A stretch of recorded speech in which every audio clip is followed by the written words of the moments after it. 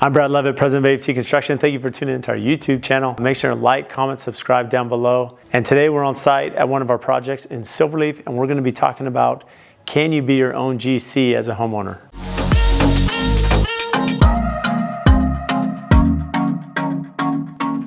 So one of the questions often asked is, can we be GC, right? And that's a question that a lot of people have when doing their own project.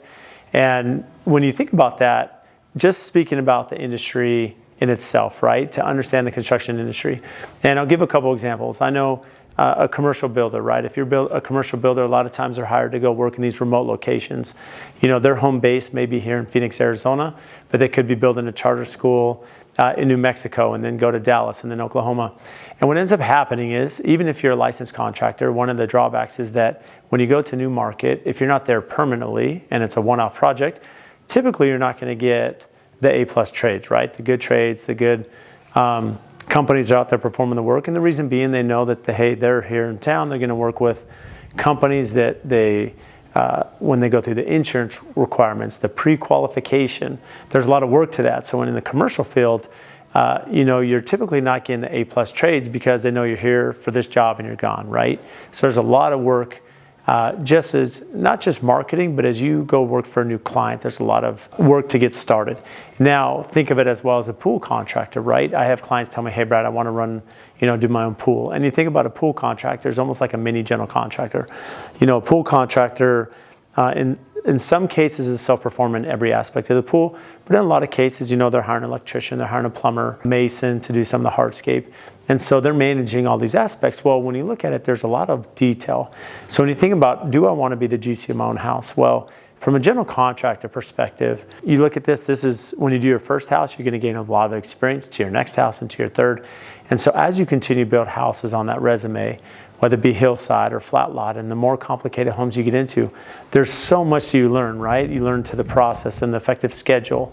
And you know, this is a risk industry. So when you start thinking about construction, every day we deal with risk, right? You're dealing with OSHA, you're dealing with health and safety, making sure that we don't have any injuries on the job site, right? And that's a big part of it. But then you're also looking at, you know, scope gaps. When I'm bidding out a job, it's one thing to get a framing bid and another framing bid, but getting a cheap number is only 5% of the entire bid process, right? The other 95% is actually the execution and showing up on time and executing at a level of quality and detail.